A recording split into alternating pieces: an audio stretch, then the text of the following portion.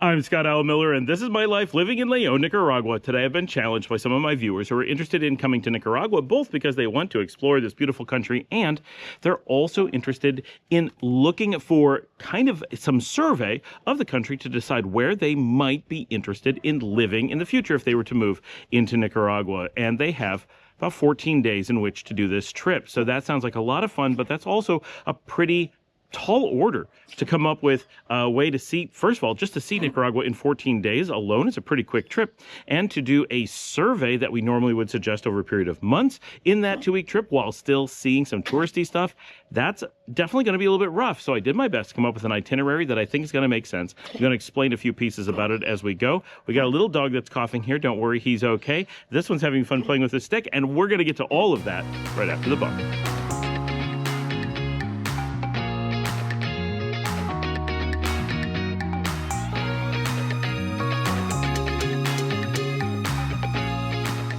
Today's itinerary challenge definitely comes with some important starting points that we need to discuss. First, we have limited time. So certain places that could be interesting and are very different, both as a tourist and for someone who's looking to move to Nicaragua, such as the island of Ometepe, need to be ruled out. We simply can't fit it into an itinerary without doing too much damage to the total survey that we're trying to do. So it's important to acknowledge that if you're coming purely as a tourist, you'd work really hard to fit Ometepe into the trip. And if you were doing a full-scale survey and you want to consider all the different options within the country, Ometepe is unique and well worth considering. However, it does require a minimum of 3 days of your travel time to do any purposeful exploration of. So we have to rule that out. We simply don't have that much time. The same is true for the Corn Islands and recently the entire Caribbean coast. It's important to know that those things are out there. However, Ometepe, the Corn Islands, and the Caribbean coast are all areas that fall below the 1% of expats number, and so we can generally rule them out. If those are areas that you're interested in, chances are you know that that's what you're looking for,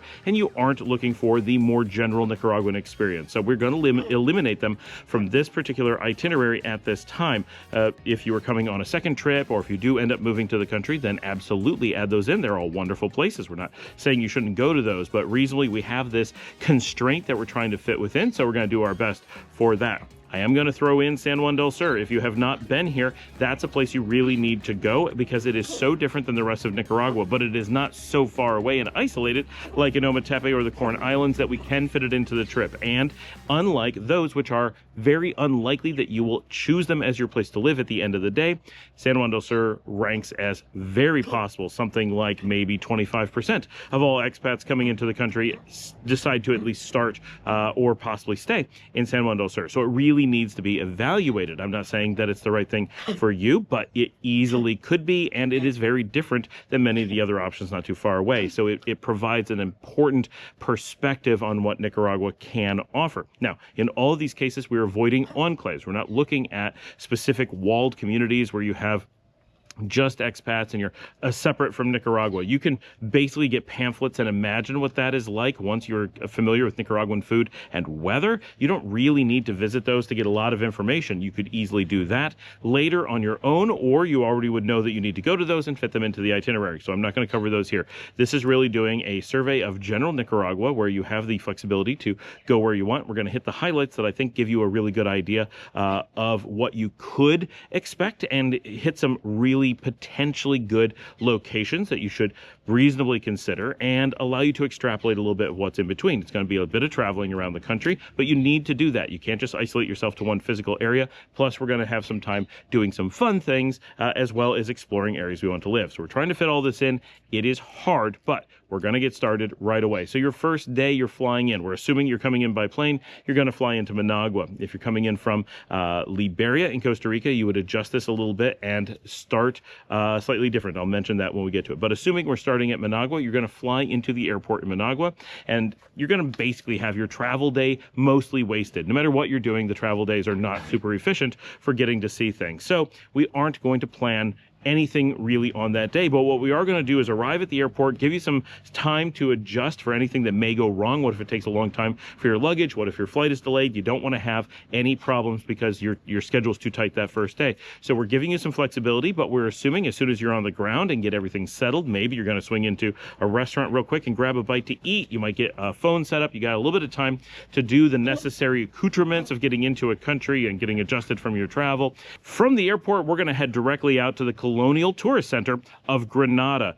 Granada is the epicenter of tourism in Nicaragua. It is super important. You're going to see amazing sights. You're going to get a lot of history. You're going to see some beautiful buildings, beautiful areas to go walking. It's got pedestrian ways. You don't need to have a taxi ever if you're staying in the colonial center of the city. We're only going to give it so much time, but it's going to give you enough time to get a little bit of Nicaraguan culture going on and feel like you're getting a tourist experience right from day one. That's important because if you don't, you're going to be hankering for that pretty early on, and that's just something you want to get out of the way so you can spend more time meaningfully enjoying and evaluating the country. So we want to start in Granada, but Granada is a very valid choice for a lot of people who are considering moving into the country. Whether it ends up being just the first place that you live or it ends up being the one that you settle in, Granada is a very likely place that you would start. Granada is a beautiful city. It's a little bit on the small side, but it has a very good tourist infrastructure.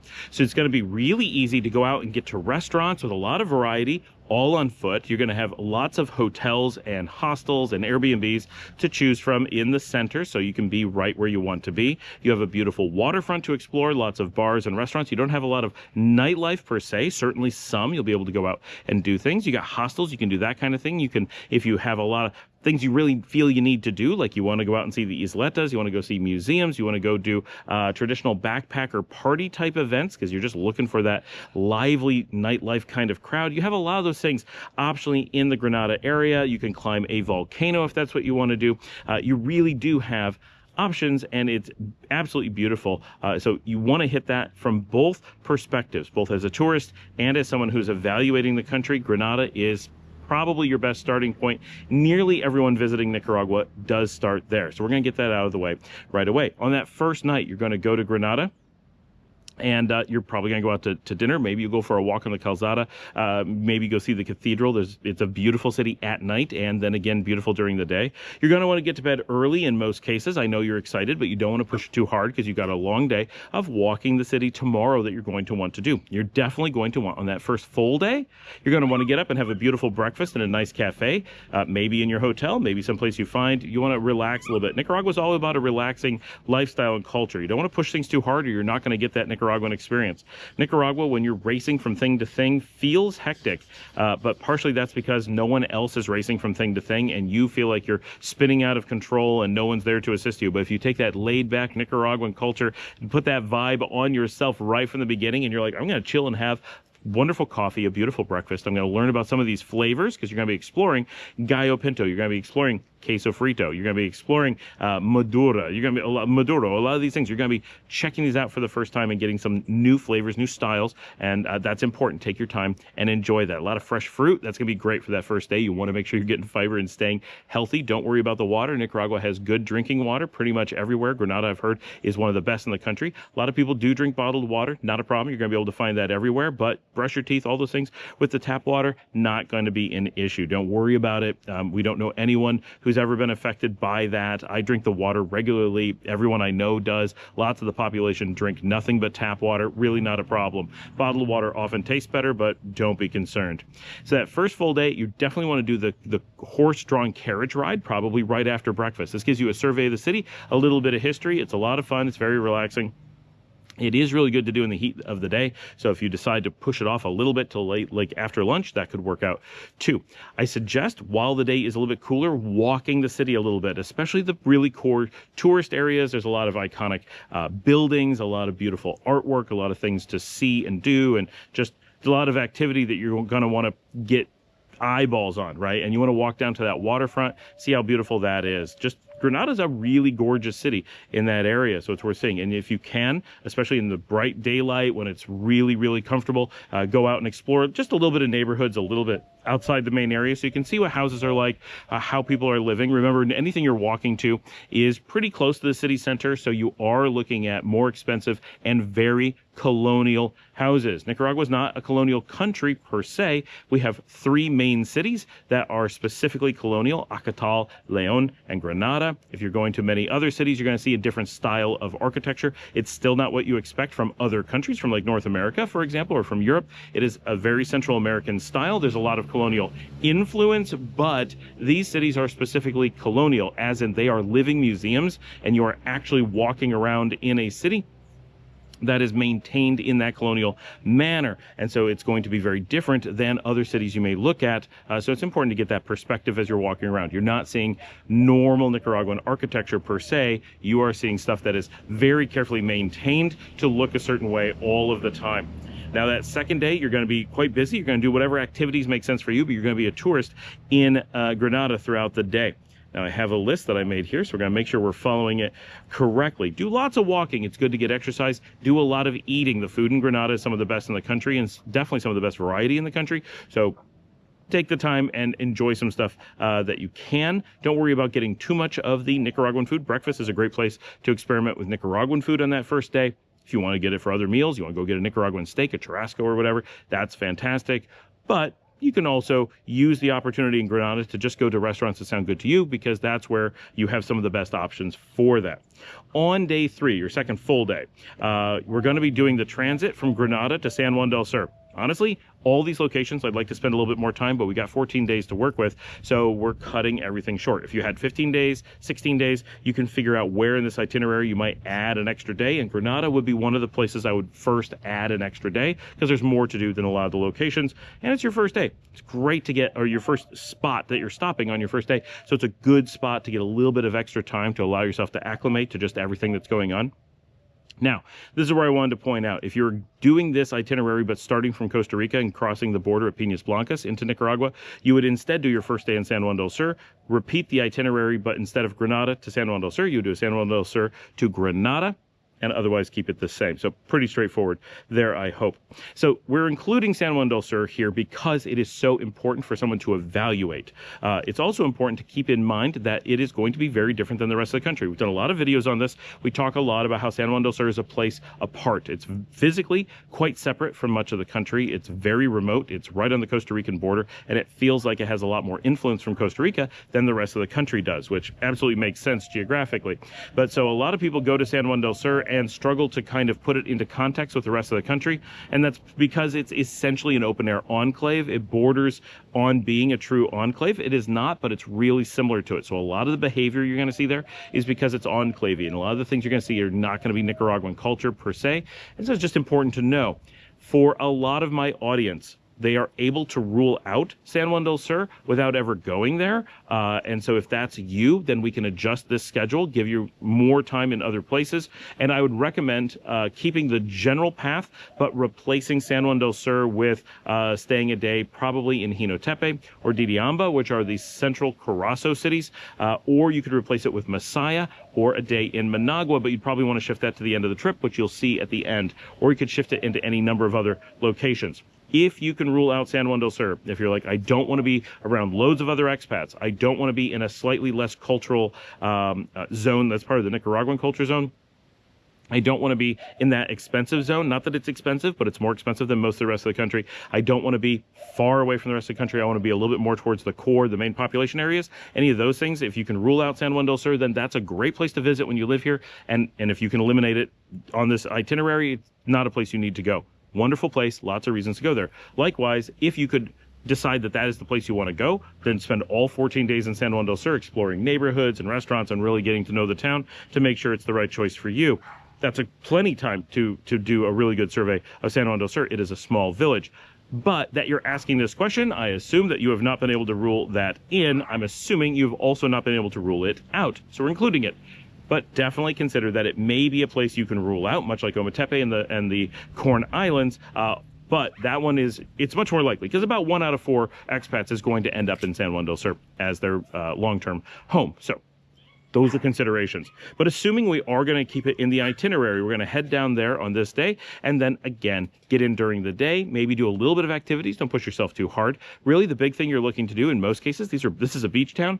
Walk along the waterfront, go see the sunsets, find a nice restaurant to relax, have some drinks. San Juan del Sur is a relaxing, foodie, vacation-y kind of town. Consider going out at night. This has some of the best nightlife in the country. So go out at night, do some dancing, but be aware, this is not dancing with Nicaraguans in most cases. You're going out with the expats, with the backpacker crowd, which is totally cool. And maybe that's something you like. Other places in the country, you can go out with Nicaraguans. And not that there aren't Nicaraguans in San Juan del Sur, but the experience on the beach that you're going to be really getting is going to be a tourist one. Just enjoy it for what it is. We then build in on day 4, a full day in San Juan del Sur. Again, a lot of just walking around, maybe go up and see the statue, maybe take a trip to go out on a boat, maybe do some fishing, maybe go climb some mountains in the area, hills, go on some trails, go see other beaches. You have a lot of things you can do, or just stay in the village, which is mostly what I did. Go do some shopping, go check out restaurants, cafes. Remember, it's all about food and drinks and relaxing and sunsets and just sitting on the ocean, and beautiful, and it's wonderful, right? So depending on what it is you want to do, but San Juan del Sur, you'll have a full day to chill there. It sucks, all these places. It'd be nice if you had several days. I'd love to do 4 days in Granada, 6 days in San Juan del Sur, and so forth, but realistically, you just can't do that on a survey trip like this, where you need to see enough of the country to be able to make further honing decisions. So we're trying to fit that in. We're definitely rushed, but we are fitting in some fun stuff for you to do and getting you a lot to see.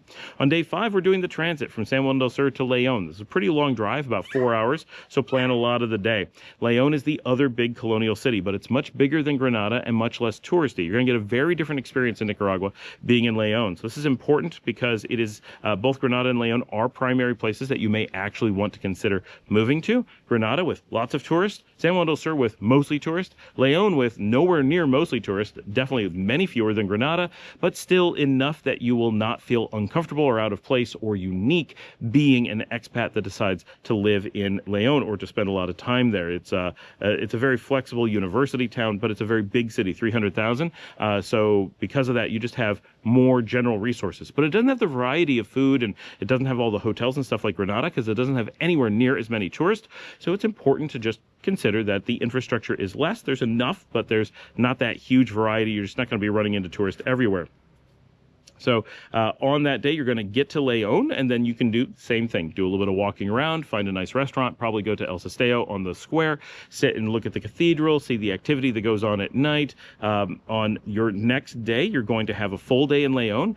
Again, another tourist city. You can do a walking tour, go check out restaurants, do shopping. This is much, like I said, much less of a touristy town. There are some great museums, including the largest art museum in Central America. Well worth checking out. The Rubén Darío Museum is in town, and others. The Museum of the Revolution that is in León is a very good one. Well worth checking out. So you have plenty to do to keep yourself busy in León, no matter what it is you want to do, even if you just want to walk the streets and see architecture. And walking the streets and seeing buildings is a great way to go. Stop at pulperias, grab a water, have some cash. You can take taxis when you get tired. Google Maps will work fine for getting you back to your hotel. Make sure you pin drop it, all that kind of stuff. But by walking each of these different cities and towns, you will gain a lot of information mentally of what would it feel like to live here? Is this the kind of place that I'd want to be in? And keep in mind, all of these, you're generally going to be in the city center as a tourist. So be sure to pay attention as you come in and out of cities, what it looks like, what kind of opportunities might exist for you, which places are interesting, because it's very hard on a fast trip like this to really get to know the outskirts of the cities. And a lot of us, that's where we choose to live in the long run. So it's an important consideration. Now, on day 7, León is the only city in the country that has beaches within its city zone. So you're going to take advantage of that. You're going to head out to the Ponaloya Las Penitas beaches right in the city of León. It takes about 20 minutes to get out there. You can do it by cab. You can do it from a real cheap bus. Lots of options. You're going to go out there and possibly spend the night out there, or just spend the day and come back to León. You can just keep your hotel in León to make things a little bit easier. But of course, staying on the beach for the night is fun too. If you are out there, you probably want to go to Las Penitas. Most people are going to prefer that over Ponaloya. You can walk the beaches. These are long, narrow beaches. You don't have to worry about getting lost or anything. They're basically one road that runs the length of town. You've got lots of restaurants, lots of hotels, things just sitting on the water. You can go in the water. Be very careful with swimming in Nicaragua. The riptides are far more dangerous than you believe they are. No matter how bad you think they are worse. Trust me, nobody ever takes it as seriously as they should.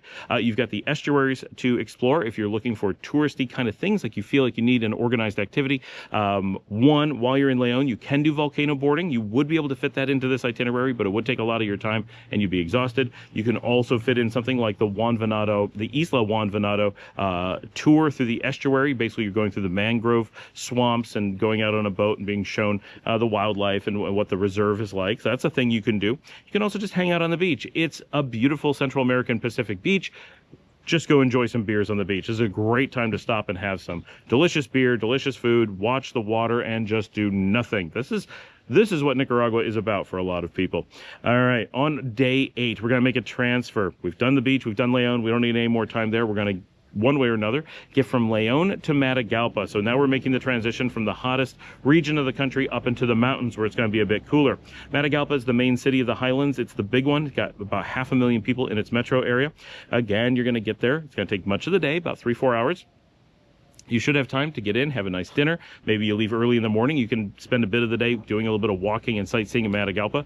Matagalpa has much fewer tourist activities and sites and infrastructure than the other cities you've seen. This is where we've really gone off the tourist path. Leon is on the fringes. It's kind of the shoulder tourist area. Matagalpa is a non-tourist area. There is some really cool stuff to do, like the Mirador is beautiful. I don't recommend eating there, but going up and getting the sights, taking your pictures, fantastic. Walk around town a bit. It's quite a walkable town. I am told by many sources that nighttime in Matagalpa is a little bit more sketchy, so maybe doing your walking during the day, you'll have no problem at all. But at night, maybe you want to take a cab or stick into the restaurant zones or whatever.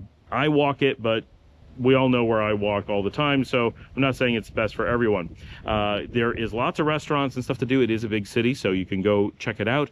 It is the home of cafe culture here in Nicaragua. So you notice we haven't talked a lot about coffee in most of these cases. Of course, you can always get it, but it's not typically like the really amazing coffee experience you would expect in, say, an Italy or a Panama. But if you are in Matagalpa, you're going to start getting that. The city is just loaded with amazing cafes.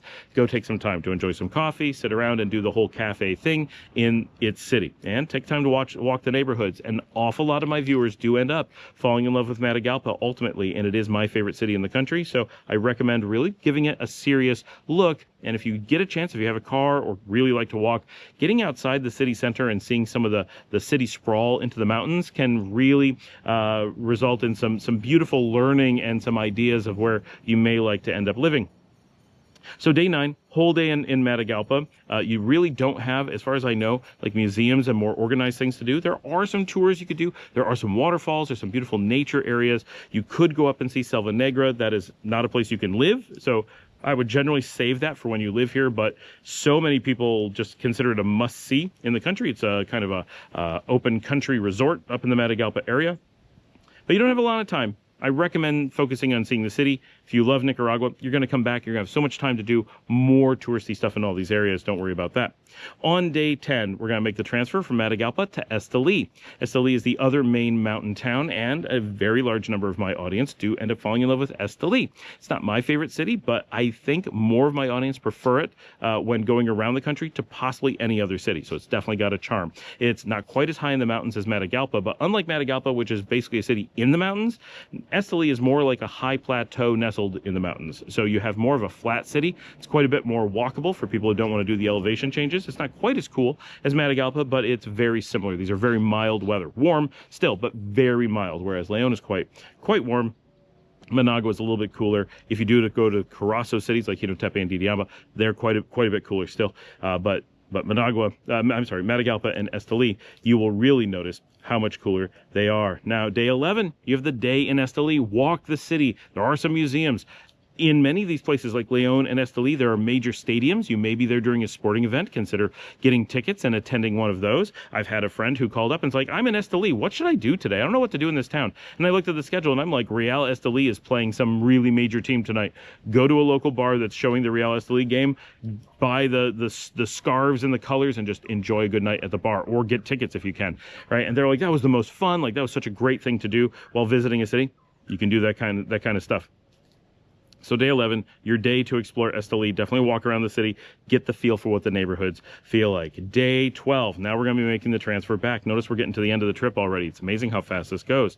On day 12, we're going to go from Esteli to Managua, the capital. And the reason we're going to Managua, one, you should see it. You don't want to completely rule it out. But in general, I recommend that people hold off on it because it is a very hard city to understand. And until you spend a bit of time in Nicaragua, you don't want to be introduced to it too quickly because it tends to come off as a lot rougher than it actually is. I like Managua a lot. It's a really good city and it has a lot of potential. And for a lot of my audience, it could be the right place. So I do want to get you a little bit of taste of it so you can kind of understand what there is to do. And we want to be staged there because you're going to need to fly home. Unless you're flying back from Liberia, then we may change this and take you straight from Esteli possibly down to like Messiah to spend the night and then down to the border. We want to make sure you're at your airport with plenty of time. So if we get to Managua on day 12, probably in the evening, you don't need to rush out, but depending on what transit you have, you don't want to wait too long. If you're taking the public buses, they're only going to run so late in the day, and it is a pretty long trip, so it's going to be several hours to get down to the capital. Staying in the capital, I think it's good to, so we leave day 13 just so you have logistics. You know you're in the capital, you're not far from the airport. If anything goes wrong, this is your absorption day to get things fixed. And I know we're cutting things like, it's such a short trip, we can't use an extra day, but you really need to have a buffer day to absorb in case things go wrong. If you really want to, you could absorb this day somewhere else in the trip and take a little bit more risk on that. It's up to you. I would want to have that last day somewhere near the airport so I know on my last day, my 14th day, that I'm going to be able to very chill, get to the airport, maybe get lunch before, whatever, and just go without having to worry about anything. But if we truly have a buffer day, if we get and we have a full day 13 in Managua, it's going to be quite relaxed. It's going to be very nice. So this is a chance. If you're on a higher budget, I recommend staying in the southeast side of the city, somewhere near the Messiah Road. So that's Villa Fontana, Los Robles, Las Colinas, Los Altos de Santo Domingo, somewhere around there. Go do some fancy food and stuff, because for a lot of this trip, you're going to be experiencing much more normal Nicaragua, where we don't tend to have really fancy restaurants. We don't tend to have a lot of fancy shopping. A lot of that stuff, we'll have a little bit of isolated things here and there, but for the most part, those things are isolated to Managua. And it's important, if you have the time and energy, to get to go see what that part of Nicaragua is like, because for a lot of us that live here, we may live day to day in one style, but every few weeks, it's like, you know what, I could go out for a nice dinner with the family. We've got some friends, we want to get together and do something different, and we go into Managua, we go into this zone in many cases, and go shopping for the day, maybe go do fun activities like bowling or laser tag, something like that, and then go to really nice restaurants, stay in nice hotels, go do really fancy dinner with a variety of food that we can't get somewhere else. It's a lot of things you can do. And knowing that these things are available, I think makes Nicaragua more accessible to people who will see it and go, I can't give up as much as I feel like I would give up. If you're just in Leon, just in Granada, it may feel like there's a lot of things that are inaccessible. And it may just be that these are smaller towns and they don't have those things, and seeing Managua will let you experience them. Now, we left a full day. I recommend going up and seeing the Plaza Nicaragua up on the waterfront. If you get there in time on day 12 and have the energy, recommend going to the waterfront Salvador Allende area, which is a kind of a malecón that you can walk. It costs like $1 to get in. Lots of restaurants. It's all very overpriced, but it's very touristy, and touristy for Nicaraguans. You'll see very few expats there. Loads of Nicaraguans go out for like date night or very special things with the kids or whatever. It's a beautiful area and neat to see. You can also go to, lots of nice restaurants. You can walk around the Capitol area, very like the Capitol buildings, the Presidential Palace and all that.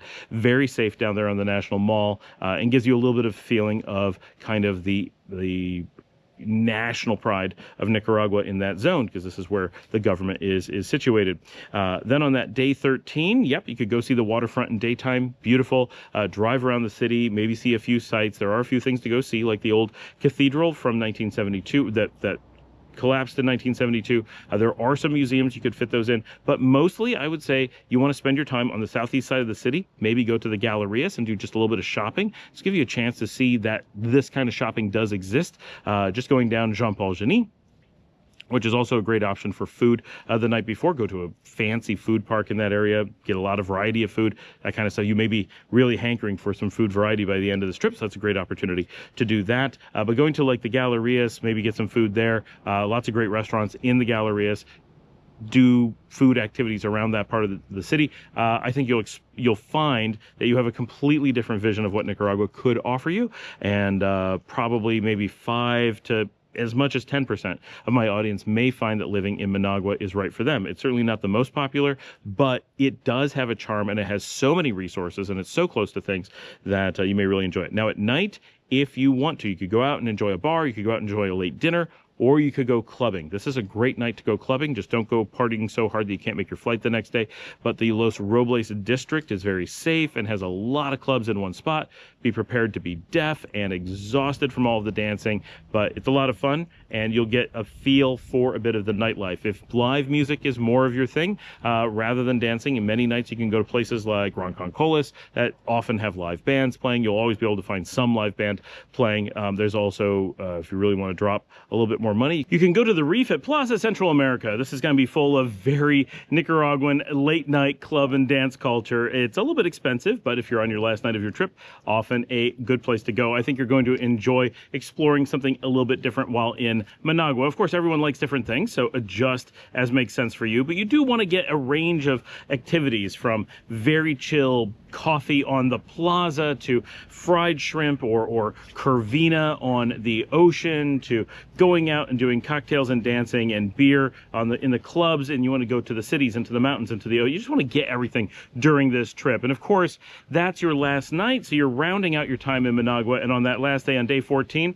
however, you have a time, spend that, relax a little bit in Managua, and then take a taxi up to the airport. Or if you're in the middle of the night, you can stay at the airport. There's some airport hotels very close, and there's some very cheap ones. I'm going to do a show sometime soon, I really hope, on those specific hotels and show the logistics of going to and from the airport for me, so you can see how I did that. We recently talked about the VIP lounge to handle some things for you at the airport that every person I've spoken to who's used them recently has said they will never consider flying without it again. It just made everything so convenient. I think if I'm coming in with just a backpack and it's just me personally, I'll just go through without it. But if I'm coming through with the kids or with a lot of luggage, it might easily be worth it, especially if I'm bringing stuff in and they may need to argue with aduana about a few items. If I feel confident that I should be able to have them and they just need to explain it a little better, the VIP is going to make that a lot easier for us. So that's my itinerary. 2 weeks coming to Nicaragua, give you a chance to do a lot of fun stuff, see a bunch of the country geographically and culturally,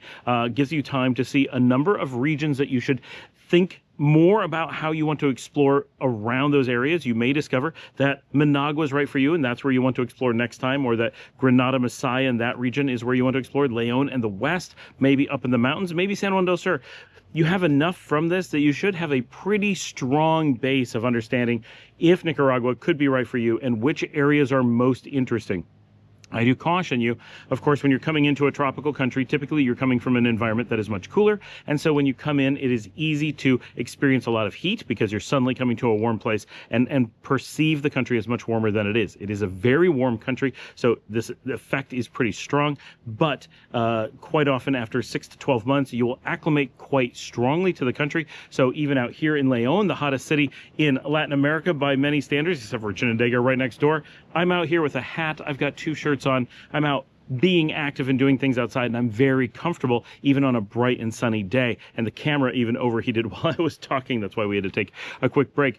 But you really do adjust, and as someone who never thought he would adjust to being in warm temperatures, I really did become accustomed to it. I do prefer Managua. It's a little bit cooler. I am happy when we have a cool day, but the warm days here do not bother me at all. It's a very different thing, and you will almost certainly adjust over time. So don't put too much stock in an initial experience with the temperature, or else no one would ever come to Leon and Chinandega. They are nice areas, and we choose to live here. Those beaches will be kind of off limits to you if you're worried about the heat on a visitation, but over time, most people find that they adjust to it without a problem. So just keep that in mind, that you may have a more positive experience. Many people come and are like, I got to move to the mountains because it's going to be so warm. And once they live here, they have the ability to adjust. And they're like, oh, it really wasn't that bad. It's not the thing that I imagined it was. Anyway, I hope this was useful. Definitely get down in those comments. Ask me more extensive questions. Get more into details that you want to hear about. Is there a specific retuning that we should do an itinerary again with a different number of days, whatever you're doing, right? For whether it's the person who asked the question or or others who want to know where they should go for different aspects of life. And of course, if you're coming down just a tourist or just to find a place to live, it would be quite a different trek. Or if you had different goals or could rule things out and so forth. As always, if you want to support the channel, you can buy me a coffee at the link. It's in the show notes. It's up above at buymeacoffee.com/Scott Alan Miller. You can join our community. There's a join button that really helps. All these things really make a big difference. There's a lot of expenses in doing the show. We really appreciate everyone who helps sponsor it. And of course, just hitting that like button, watching another episode, sharing this with someone, getting someone else hooked on the show. All those things really go a long way. So get the word out there, and I will see all of you tomorrow.